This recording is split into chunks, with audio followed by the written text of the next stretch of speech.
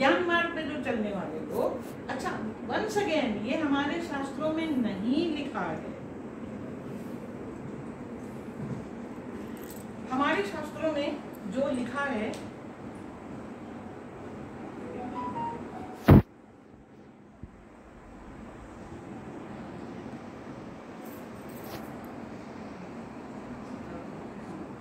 हमारे शास्त्रों में लिखा है कि ज्ञान मार्ग एक मार्ग है, उससे आप जाइए, लेकिन ये कहीं नहीं लिखा है कि माया का विरोध है।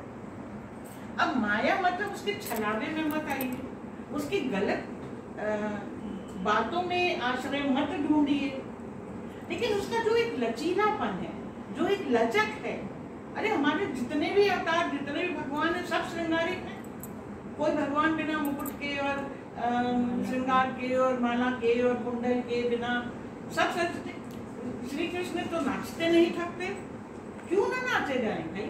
सेलिब्रेशन मतलब जब आपने अवतार लिया, जब आप इस धरती पे हैं, अपनी अभिव्यक्ति के लिए इंसान को भगवान ने जो भावना दी है, जानवर तक में है थोड़ी थोड़ी, मोर भी नाचने लगता है, गिलहरी भी उछलने लगती है, तो अपनी खुशी, अपना आनंद, अपना यहाँ तक कि शांति में भी आनंद है।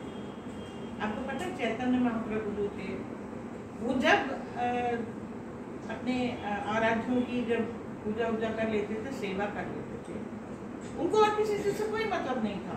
इतना प्रेम उनको अपने भगवान में था कि प्रेम बस आंखों से आंसू गिरते थे। और जब वो इंतहा हो जाती थी, वो मंदिर में केवल नृत्य करते थे। लोग कहते थे बड़ा अजीब आदमी है, हमेशा नाचता रहता। उसकी इतनी इंतहा थी खुशी की कि दिल में समाती नहीं, तो वो उसका प्रकट करने का तरीका है। तो ये किसने कह दिया और किन किन लेखकों ने ये लिख दिया कि हमारे यहाँ ये चीज वर्जित है। अब एक आध पंथ है ऐसे, जैसे हठ योग वगैरह है, वहाँ पे ठीक है, उनका अपना शास्त्र होगा, उनके अपने विधान होंगे, तो जो उसको माने वो अपनी जगह है। पर सांसारिक लोगों के लिए ये कहीं नहीं है कि आप यहाँ तो सौंदर्य की भी पूजा होनी चाहिए, लावण्य की भी पूजा होनी चाहिए, संगीत की देवी है हमारी। हर शंकर जी खुद नृत्य करते थे, तो उद्गमीन शंकर जी से हुआ है। तो जो जितनी भी कलाएं हैं, कला वाला का मतलब क्या होता है, जो केवल बुद्धि के आधार पे नहीं चलती, जो भावना के आधार पे भी चलती, उसका बहुत महत्व है। और रामचरितमानस में आप जगह जगह पे देखो, यहाँ पे जितने भी आपको मिलते हैं ना एलेगरीज या सिमिलीज या मेटाफर या जो भी चीजें इस तरीके की, पेड़ पौधों से मिलते हैं, जानवरों से मिलते हैं, इनेक चीजों से, मतलब जो बेजान चीजें हैं।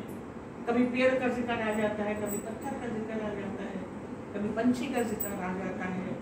हर चीज को जो निर्माण में आ गई, जो प्रकट हो गई संसार में, उसको अपनी भावना व्यक्त करने का अधिकार है। हर की सीमा अपनी अलग है।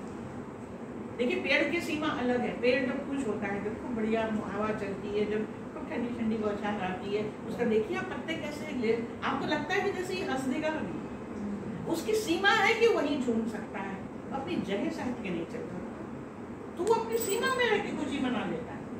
हर जानवर अपनी सीमा में रह के खुशी मना लेता है।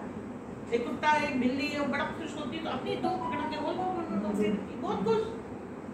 एक इंसान के पास तो ये वाली इस तरीके का बंधन नहीं है, लेकिन हाँ उसके कारण होता क्या है कि इंसान अपने उस जो भी इसको स्वच्छंदता मिली है, उसको उस श्रृंखलता बना, तब माया गलत हो जाए। अपनी सीमा में रह के अपना काम करिए, तो हर चीज आपके उपयोग में रहती है और आपको फायदा देती है। तो अब हम लोग